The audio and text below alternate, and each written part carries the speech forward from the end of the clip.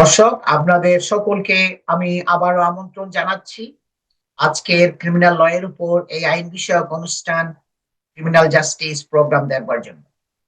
আমি আজাম and co solicitors এর principal solicitor Shafiul আজম। আজকে আপনারা যেটা দেখছেন জাজের ছবি, জাজের স্পিচটা দেখবেন। এই মেয়েটা যেটা দেখছেন আমার পাশে পিকচার দেখছেন, সে 22 বছরের একটা মেয়ে। এই মেয়েটা অনেকগুলো মিথ্যা রেপ এলিগেশন করেছে আপনার পুলিশের কাছে, যেগুলো কোর্টের মধ্যে প্রেস্টন কামব্রিয়াতে ক্রাউন কোর্টের মধ্যে আপনার এটা মিথ্যা প্রমাণিত হয়েছে এবং তার অনেক অনেক বছরের জেল হাজত হয়েছে। তার প্রত্যেকটা কমপ্লেন ছিল মিথ্যা কমপ্লেন এবং জাজ বলছে কি সে এতগুলো মিথ্যা কথা বলছে কিন্তু সে একটু রিমোর্স দেখায় নাই, অনুশোচনা দেখায় নাই। জাজ আরো বলছে কি explanation for why the defendant made the allegations which he described as complete fiction. সে বলছে কেন এতগুলো মিথ্যা কথা সে সাজাইলো, এতগুলো মিথ্যা কথা যে বললো, কি কারণে সেগুলো এই এই এই এশিয়ান লোকদের এগেইনস্ট এই রেপ অ্যালিগেশন গুলো করলো। এটা একটা কমপ্লিট ফিকশন, এটা একটা মিথ্যা উপন্যাসের মিথ্যা গল্পের মতো, মানে এটা সে জাজ এই কথা বলছে। এগুলো খুবই সিরিয়াস এলিগেশন।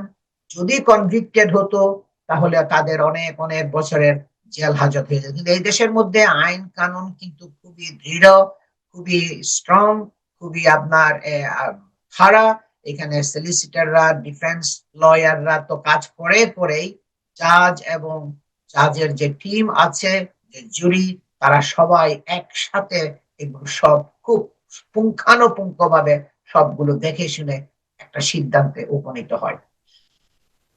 এটাই হইল আপনার এই কেসটা। এবং unless the defendant chooses to say why she has told all these lies, we will not know. জাজ বলছে কি সে কেন এতগুলো মিথ্যা কথা পুলিশের কাছে অপবাদ গুলো দিয়েছে, এই মানে কমপ্লেন গুলো করেছে পুলিশের কাছে। এইটা একটা উপন্যাস, মিথ্যা উপন্যাস থাকলো, গল্পের মতো থাকলো, কিন্তু কেন যে সে বলল এটা আমরা জানবো না সে যদি না বলে।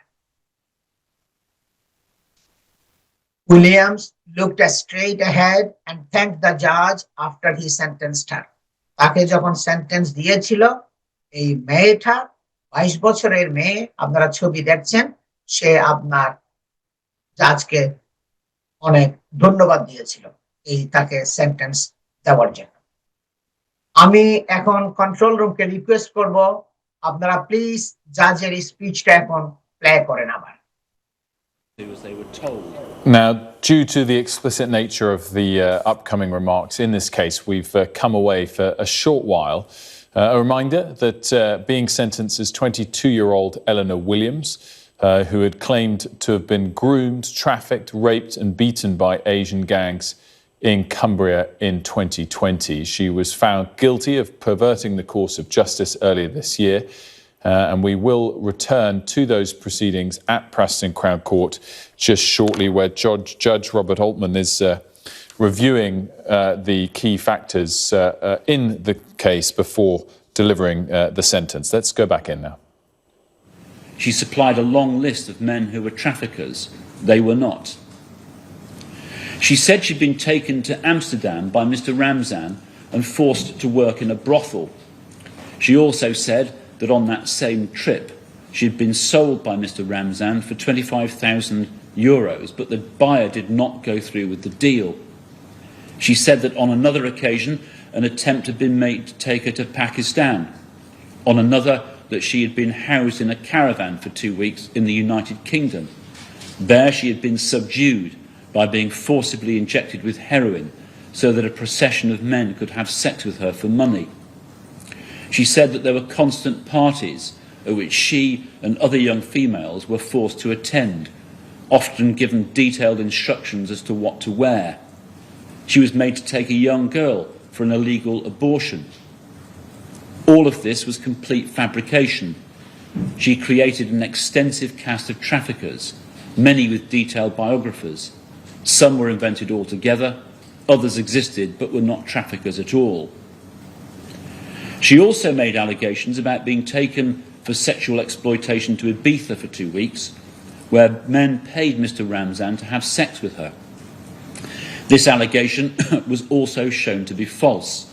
Indeed, in police interview, when confronted with the possibility of travel records being checked, she admitted that this account was false, only to seek to replace it with another lie subsequently at trial. Detective Inspector Nutter was understandably troubled by what she heard. She spent a good deal of time with the defendant, believing that she was the victim of serious exploitation and that there was a highly dangerous ring of traffickers operating in the Barrow-in-Furness area. She arranged a meeting of regional police forces to begin a major multi-force investigation. She offered the defendant a safe house or even participation in a witness protection scheme. The Crown were able to prove, and I am sure, that the allegations were a complete fiction. Certain parts were readily disprovable. She had been to Amsterdam, but with her sister and her sister's partner. To save money, they had all three shared a hotel room at night and were in each other's company all day. At trial, the defendant tried to claim that the attempt to sell her by Mr. Ramzan happened on this trip, but her sister and her sister's partner gave evidence to the effect that she was never out of their sight. The females she named as co-victims of trafficking were spoken to. Many were profoundly upset by the suggestion. Some gave evidence at court, but many of the statements denying they'd ever been trafficked were agreed and read at trial. None of them had been trafficked. During the investigation, Mr. Ramzan was arrested. He had never really met the defendant, had nothing whatsoever to do with trafficking, had never been alone in a room with her, let alone had sex with her. He described in court his utter consternation at being publicly arrested on the promenade in Walney Island and questioned by the police. I'll set out more of the impact of this offending upon him and his family later in these remarks. The defendant set about seeking to back up her allegations against Mr. Ramzan and the fictitious traffickers. She did so in a number of ways. I will summarise here only some of them. She manipulated people with whom she was in contact via Snapchat to contact her. She would rename these people in her phone with the names of supposed traffickers. She would induce sexual messages from them and take a screenshot of those messages. Thus it would appear that she had a message with a sexual overtone from someone with the name of one of the supposed traffickers. When she was in the police station, she would elicit such messages to ensure that there was live evidence of the supposed traffickers pestering her. A number of these people came to court to give evidence. One young man from Essex had been rebadged by the defendant in her phone as Shaggy, the name of one of the supposed people traffickers from Barrow. He was in fact a young man from Essex who'd had little contact with the defendant.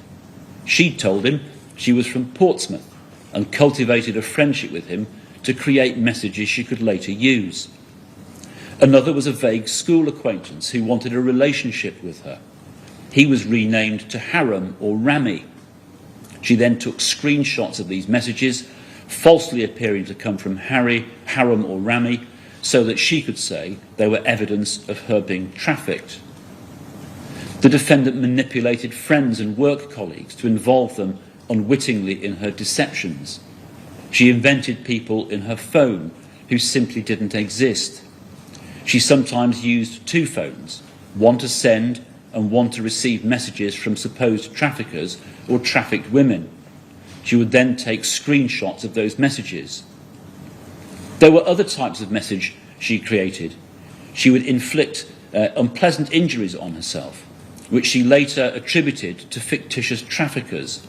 She wrote letters to herself, supposedly from Rami. She made false diary entries.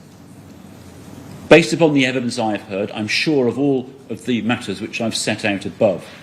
It follows that in relation to count 5, she is to be sentenced on the basis of all of the particulars under paragraph A and paragraph B. I turn to count 6. Whilst the defendant had refused to participate in a witness protection programme, she did agree to be temporarily housed by the police in a hotel close to Kendal police station.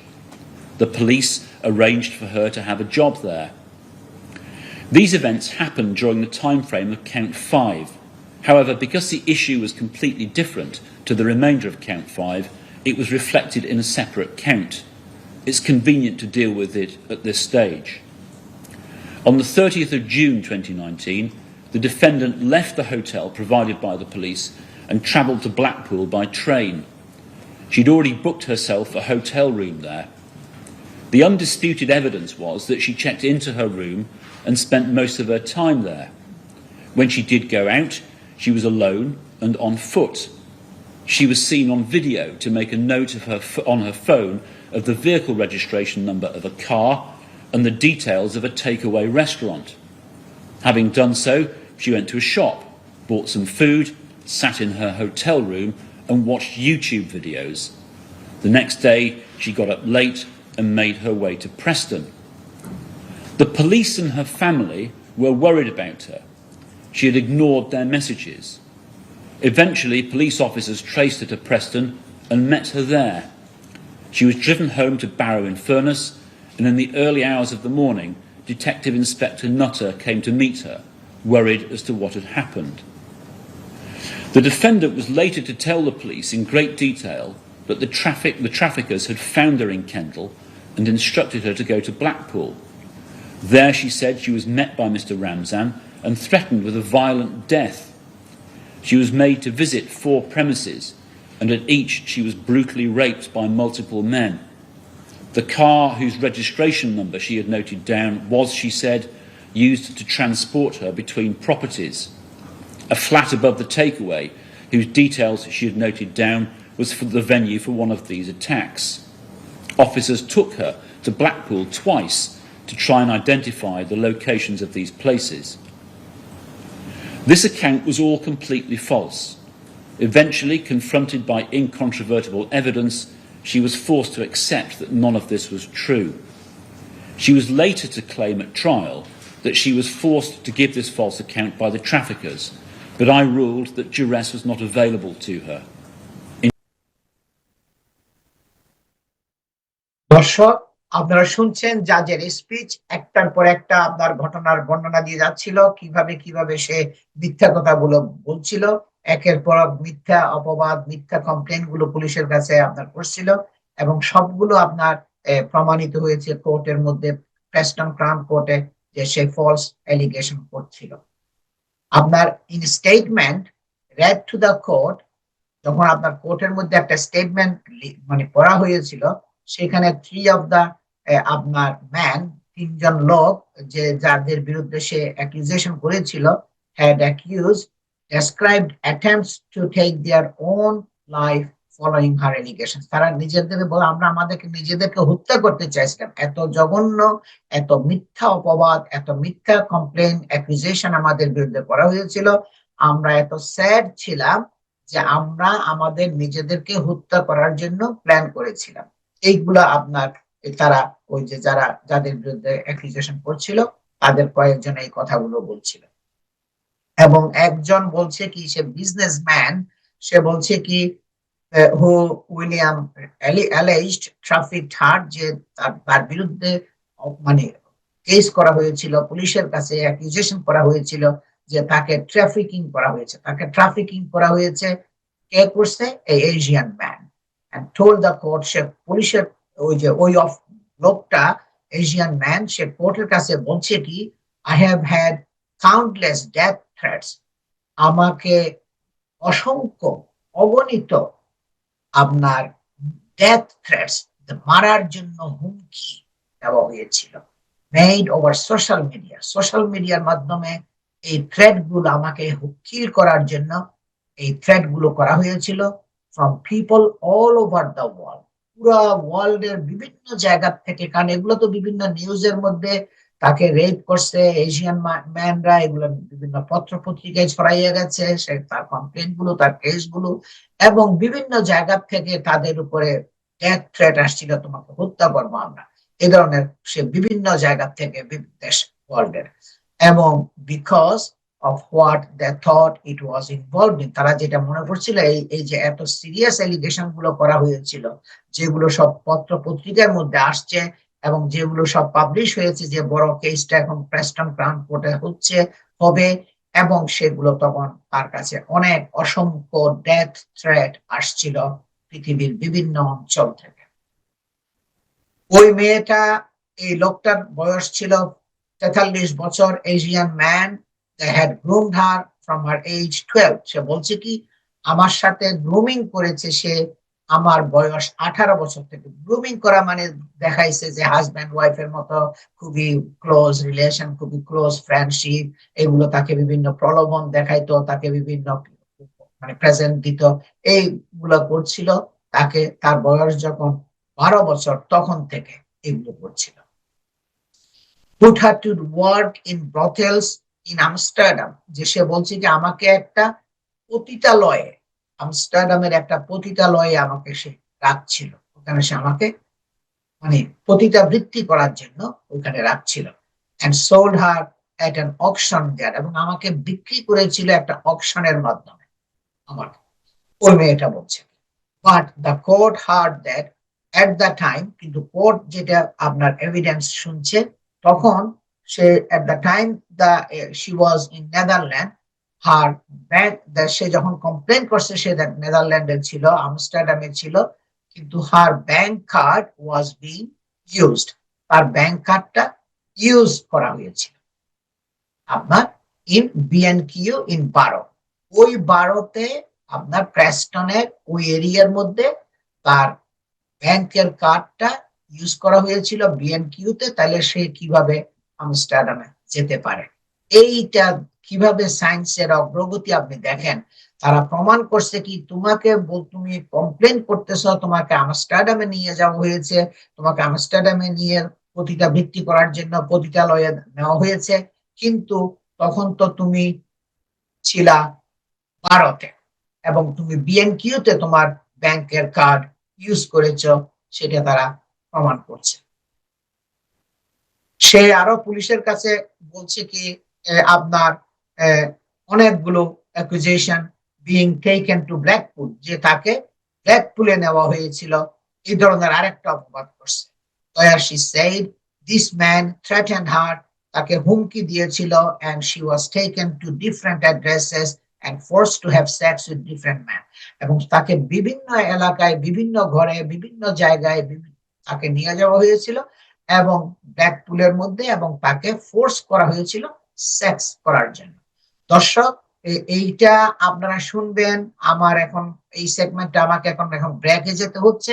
ব্রেকের পরে আমি আবার ফিরে আসবো। আমি আজম and co solicitors এর principal solicitor Shafiul আজম। সবাই আমার সাথেই থাকুন। আমরা বাকি অংশটুকু জাজের স্পিচটা প্লে করবো নেক্সট সেগমেন্ট।